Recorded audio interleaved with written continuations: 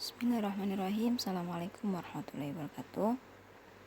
Selamat bergabung dalam kelas mata kuliah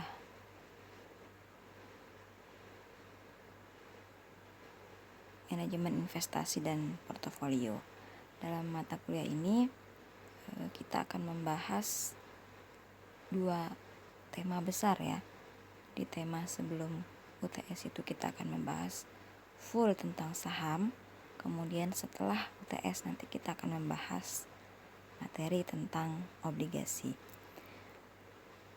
Adapun materi pertama kita pada pertemuan kita kali ini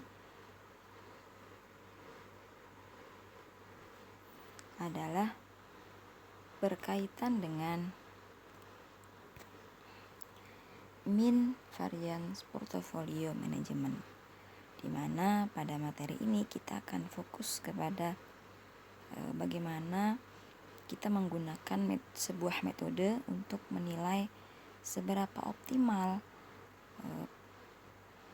portofolio atau investasi yang kita lakukan secara portofolio dalam sebuah saham.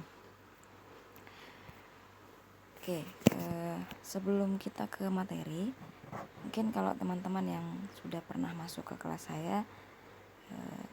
saya perlu menyampaikan beberapa hal dulu begitu ya, biar kedepannya tidak terjadi hal-hal yang tidak mengenakan. Misalnya mungkin ada yang nilainya, kenapa nilai saya D gitu ya, kenapa nggak diluluskan dan sebagainya gitu. Sehingga saya perlu menyampaikan di awal bahwa ada beberapa hal yang teman-teman juga tidak boleh melewati aturan-aturan yang sudah ada. Yang pertama adalah saya sangat mengharapkan mahasiswa itu disiplin dan aktif di dalam proses perkuliahan gitu ya, entah itu kita diskusi gitu, dan saya sangat memberikan apresiasi kepada teman-teman mahasiswa yang mau bukan hanya bertanya tapi memberikan komentar begitu ya, memberikan jawaban atas beberapa pertanyaan-pertanyaan yang mungkin datang dari teman-temannya. Dan ini akan saya berikan poin ya, misalnya nilai tugas atau nilai UTS yang jelek, maka saya akan berikan tambahan poin 10 atau 20 poin untuk meningkatkan nilai dari mahasiswa tersebut ya. Kemudian yang kedua, penilaian itu saya lakukan sesuai presentasi yang tertera di RPS. Jadi kalau teman-teman cek itu UTS itu nilainya adalah tugas itu nilainya adalah 20%. Kemudian UTS dan UAS itu sama-sama 30%. Jadi kalau tugas, UTS dan UAS dikerjakan dengan cukup baik gitu ya, maka teman-teman sudah memperoleh total 70% dari nilai yang seharusnya. Kemudian adapun kehadiran dan mungkin kuis atau apa nanti gitu ya, itu poinnya sama-sama kalau tidak salah 10 ya, kalau tidak salah ya, nanti saya cek lagi gitu. Dan saya sudah cantumkan itu di RPS. Jadi teman-teman berarti kalau UTS dan UAS itu poinnya sudah 80 ya, berarti sisanya benar 10 di kehadiran dan 10 di kuis gitu. Jadi teman-teman minta tolong sekali tugas itu tetap dikerjakan, karena saya tetap mengecek tugas dari teman-teman semua gitu ya. UTS juga begitu, UAS juga seperti itu. Jadi saya akan tetap mengecek, ada kesalahan itu masih bisa saya maafkan, tapi jangan sampai teman-teman berbohong dengan mengatakan saya mengerjakan, padahal saya mengecek tidak ada file yang saya terima gitu. Jadi saya sangat mengharapkan teman-teman juga tertib secara administrasi gitu ya. Kemudian yang ketiga adalah ini tadi saya bilang ya, tugas diharapkan itu tetap dikerjakan gitu ya, sebaik mungkin gitu ya. Dan ini nilainya adalah 20%. Kemudian UTS dan UAS saya bilang tadi bahwa nilainya adalah 30%. Jadi saya minta ke teman-teman semua agar tetap aktif gitu ya mengerjakan. Saya paham dalam kondisi seperti ini mungkin ada rasa bosan, malas dan sebagainya gitu ya. Tapi ya demi keberlangsungan perkuliahan juga, maka saya harapkan teman-teman juga bisa bersikap disiplin gitu ya dalam mata kuliah saya. Oke, itu berkaitan dengan tata tertib. Kemudian sub materi. Yang pertama kita akan membahas tentang expected return dan risiko efek. Jadi kita akan fokus kepada risk and return ya, atau risiko dan tingkat pengembalian dari sebuah efek ya, atau saham. Kemudian yang kedua adalah expected return dan risiko pada portofolio efek. Ini kalau yang di atas tadi berkaitan dengan saham secara individu, maka yang kedua ini adalah berkaitan dengan portofolio atau investasi saham pada beberapa jenis saham gitu ya, pada perusahaan yang berbeda. Kemudian yang ketiga adalah menentukan beta atau risiko ya. Nah, kita langsung masuk ke bahasannya ya, dimana ini adalah sejarah dari sebuah atau terjadinya sebuah proses diversifikasi atau portofolio pada sebuah investasi. Yang pertama adalah ada seorang tokoh ya, namanya Harry Markowitz. Ini sangat terkenal, bisa dibilang mungkin bapak manajemen keuangan gitu ya, saking banyak teori-teori yang dikeluarkan ya. Nah, pada tahun 1956 itu menerima hadiah Nobel di bidang ekonomi ya, dimana Harry Markowitz ini melihat ya sebuah investasi itu yang dilihat dari perhitungan return, kemudian resiko, dan bagaimana akhirnya membentuk portofolio yang kita kenal itu dengan metode single index model ya. Kemudian mulai terjadi perubahan-perubahan ya, seperti misalnya terjadi serangkaian beberapa aktiva yang investasikan. Jadi orang sudah mulai berpikir bukan hanya dia akan berinvestasi kepada satu jenis aktiva atau aset ya, tapi dia akan berinvestasi kepada beberapa jenis aset. Nah, tujuan dari investasi yang dilakukan pada beberapa aset ini adalah untuk mengurangi terjadinya resiko kerugian ya, dimana hal ini dinamakan ya, serangkaian kegiatan ini dinamakan sebagai diversifikasi.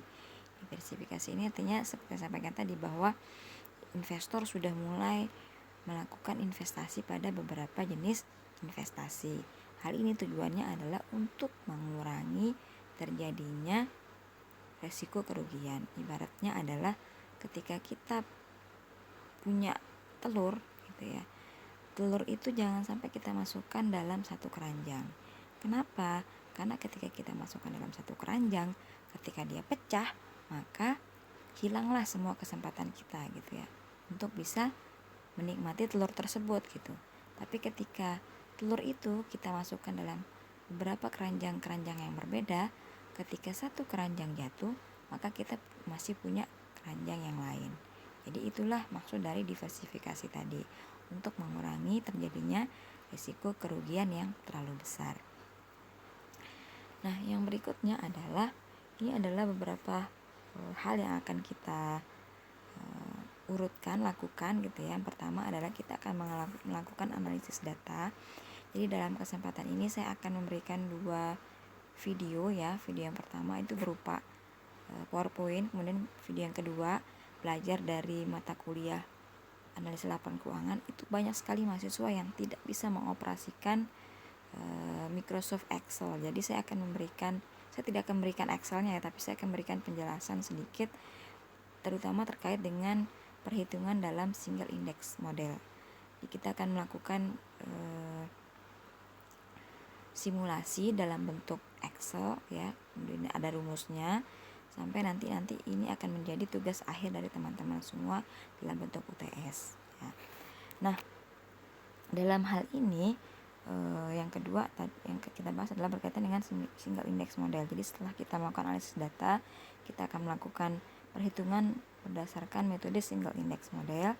Yang terakhir adalah kita akan melihat dengan menggunakan single index model ini, kita akan melihat seberapa optimal portofolio investasi yang kita lakukan pada saham tersebut. Nah, kita akan masuk kepada expected return dan resiko pada sebuah efek atau saham. Jadi return, teman-teman semua, ini pasti sudah pernah dibahas di mata kuliah manajemen keuangan dan harusnya tidak asing gitu ya. Jadi return ini merupakan hasil yang diperoleh seorang investor ketika dia melakukan investasi. Return ini dapat berupa return realisasi yang sudah terjadi atau return ekspektasi yang belum terjadi, tetapi diharapkan akan terjadi di masa yang akan datang. Nah, return realisasi ini dihitung berdasarkan data historis atau data sebelumnya. Return realisasi penting ya, karena digunakan sebagai salah satu pengukur kinerja dari perusahaan. Jadi semakin besar return realisasi atau return yang diterima seorang investor, maka bisa dikatakan semakin baik kinerja dari perusahaan tersebut. Yang berikutnya adalah return historis. Nah, tadi saya sempat singgung bahwa untuk kita bisa menghitung return realisasi, kita dapat menggunakan data atau return dari historisnya gitu ya. Dan ini juga berguna sebagai dasar penentuan tingkat keuntungan yang diharapkan atau expected return dan risiko yang akan terjadi masa yang akan datang. Jadi untuk kita mengharapkan seberapa besar keuntungan yang ingin kita dapatkan, maka kita bisa menggunakan salah satu acuannya adalah return historis atau return yang sebelumnya sudah diterima ya. Nah, pengukuran return realisasi dapat dilakukan dengan menggunakan return total, kemudian relative return, kumulatif return, dan return disesuaikan. Tingkat return selalu terkait dengan kemungkinan terjadinya expected return pemodal.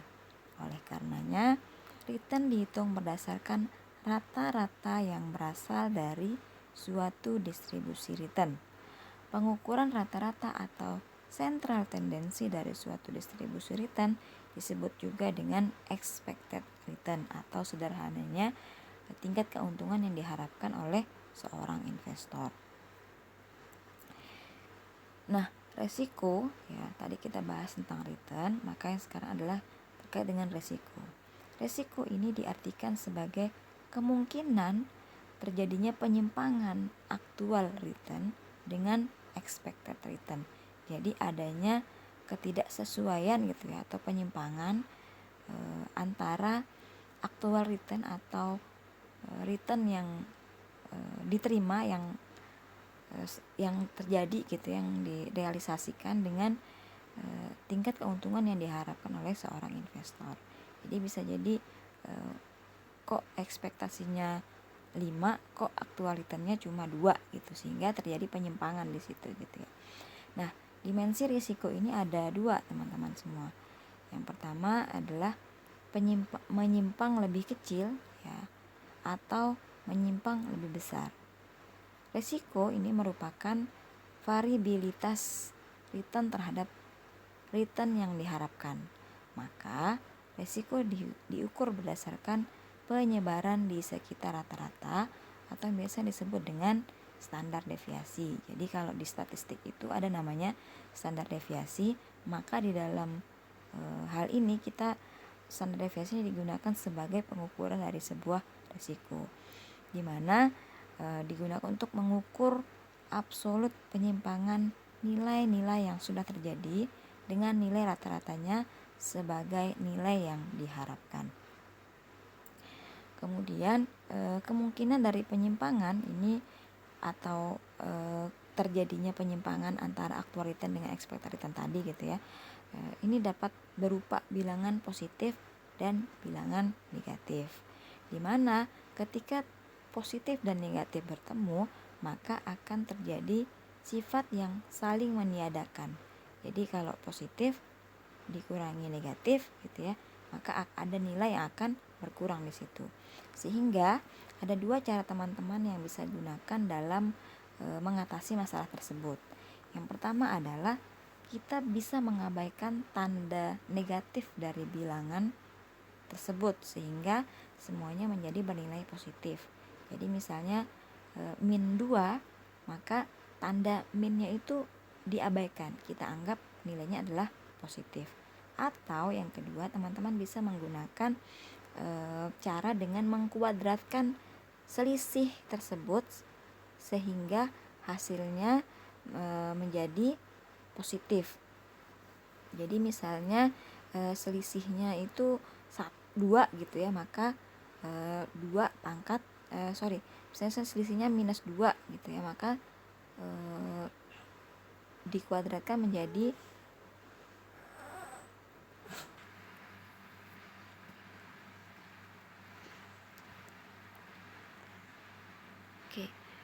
hasilnya menjadi positif 4 gitu. Jadi nilainya itu diabaikan nilai negatifnya sehingga menjadi nilai positif. Nah, yang berikutnya adalah ada namanya actual return atau return realisasi pada saham. Di mana rumus yang bisa kita gunakan dalam actual return adalah di sini ada beberapa lambang ya. RTA ini adalah return realisasi pada hari ke-T ya atau bulan ke-T, tergantung pada saham yang kita gunakan. Pada saham A misalnya atau saham B ya. Kemudian sama dengan ya, PT ini adalah closing price pada hari T ya, saham A ya, jadi PTA ya, dikurangi PT min 1A, dimana PT min 1A ini adalah closing price pada hari T min 1. Jadi berarti kalau teman-teman misalnya ngambil hari atau bulan, misalnya bulan Januari 2019 ya, maka PT min 1-nya adalah Desember 2018. Jadi kita harus punya data sebelumnya ya, baru kita bisa menghitung nilai dari actual return-nya ya. Dibagi dengan PT min 1 pada perusahaan A ya. Nanti kita akan langsung coba rumusnya di Excel ya. Nah, yang berikutnya adalah expected return atau tingkat keuntungan yang diharapkan.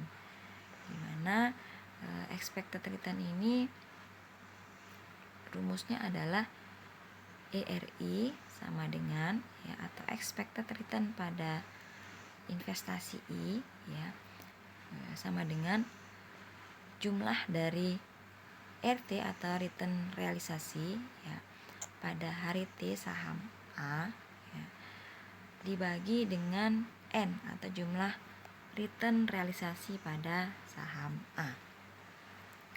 Yang berikutnya adalah resiko ya. Rumus dari resiko adalah standar deviasi ya, akar dari jumlah N, di mana I sama dengan 1, kemudian XI dikurangi X bar dibagi dengan N min 1. Nah, resiko dari return ekspektasi diukur dengan varians kuadrat ya, atau sigma kuadrat ya dibacanya ya, yang merupakan kuadrat dari standar deviasi atau VAR RI sama dengan SD pangkat 2. Yang berikutnya adalah expected return dan resiko pada portofolio efek ya.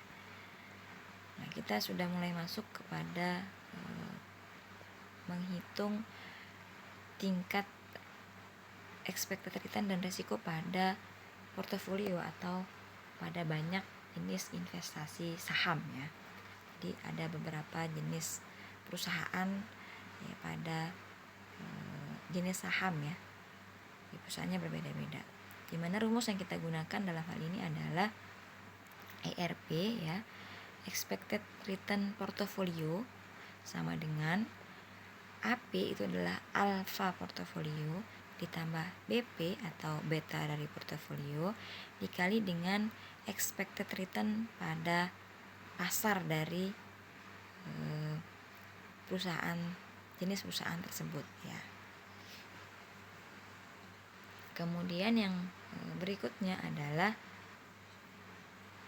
rumus expected return dari portofolio, di mana rumusnya di sini adalah sigma pangkat 2 dari portofolio sama dengan BP ya, beta portofolio pangkat 2 dikali sigma market ya atau pasar pangkat 2 ditambah jumlah dari I sama dengan 1 pangkat N ya, dimana WI ya dikali dengan sigma EI. Kemudian yang berikutnya adalah kita akan menentukan beta ya. Jadi menentukan beta saham yang digunakan untuk mengukur risiko sistematis saham individual dan varians EI atau sigma kuadrat EI yang digunakan untuk mengukur risiko tidak sistematis saham individual. Jadi ada dua jenis risiko ya, ada risiko sistematis, ada risiko tidak sistematis. Risiko sistematis adalah risiko yang tidak bisa kita tangani gitu ya, karena bersumber dari eksternal perusahaan tersebut. Misalnya terjadi resesi, krisis ya, seperti kondisi kita sekarang lagi pandemi, kita sudah mendekati pada kondisi resesi ya, dimana pertumbuhan ekonomi kita sudah minus ya, minus 1, sekian gitu, dan kita kalah dari Vietnam dan Taiwan ya, yang dia justru berada pada posisi positif gitu, sementara kita dalam posisi negatif. Kemudian resiko tidak sistematis ini adalah resiko yang bersumber dari dalam perusahaan dan masih bisa ditangani oleh perusahaan tersebut. Misalnya terjadi penurunan penurunan penjualan gitu ya, terjadi kerugian dan sebagainya. Ini hal-hal yang bisa ditanggulangi oleh perusahaan tersebut secara internal. Nah, kemudian yang berikutnya selain beta ada namanya alfa ya, dimana alfa ini kita gunakan untuk menghitung varians EI atau sigma kuadrat EI yang dihitung dengan menggunakan rumus sebagai berikut. Rumusnya adalah ya, sigma EI kuadrat ya atau varians resiko tidak sistematis ya, dimana rumusnya adalah 1/N dikali dengan jumlah dari return saham individu dikurangi dengan alfa I, alfa saham ya, saham I ditambah dengan beta saham I dikali dengan return pasar ya, return market pangkat 2 ya. Nanti kita akan bahas berapa sih sebenarnya nilai atau dari return pasar itu gitu ya, apa sih yang disebut sebagai pasar itu, nanti kita akan bahas di Excel-nya. Nah, jika beta saham I itu lebih besar dari 0, maka saham tersebut terpilih dan dimasukkan dalam proses analisis selanjutnya atau bisa dikatakan dia optimal gitu ya. Dan sebaliknya jika BI kurang dari 0, maka saham tersebut diabaikan karena akan menghasilkan ERB negatif, yang berarti menghasilkan return saham di bawah return bebas risiko ya. Return bebas risiko ini kita bisa menggunakan BI rate ya, kalau saya tidak salah ingat kita bisa menggunakan BI rate. Kemudian return pasar ini kita bisa menggunakan indeks harga saham gabungan, merupakan gabungan dari saham tersebut ya. Tadi tergantung teman-teman mengambil saham itu dari indeks mana. Sekarang kan ada indeksisasi ya, berdasarkan industrinya gitu. Nanti teman-teman bisa cek kembali ya. Nah, Ini yang terakhir ya teman-teman semua, saya akan memberikan tutorial seperti yang saya sampaikan di awal dalam bentuk Excel. Ini sekaligus juga sebagai proses pembelajaran teman-teman semua dalam mengoperasikan tools menggunakan Microsoft Excel ya. Dimana kita akan di awal-awal ini kita akan menggunakan yang pertama adalah tabulasi data. Jadi nanti saya akan perlihatkan data yang sudah saya punya dan sudah saya hitung ya. Ringkasnya adalah data tentang yang pertama saham. Kalau saya tidak salah ada 5 jenis saham dengan saya mengambil periode secara bulanan selama 3 tahun. Jadi tahun 2015 sampai tahun 2017 ya. Itu kemudian selain itu juga ada untuk marketnya saya menggunakan IHSG karena saham yang saya ambil adalah kumpulan dari indeks harga saham gabungan. Dan yang terakhir adalah untuk return bebas resikonya kita akan menggunakan BI rate ya. Artinya kenapa dia dikatakan bebas resiko, karena dia resikonya adalah 0, bisa dikatakan 0 gitu ya, bebas resiko. Nah, yang kedua adalah kita akan masuk setelah tabulasi data.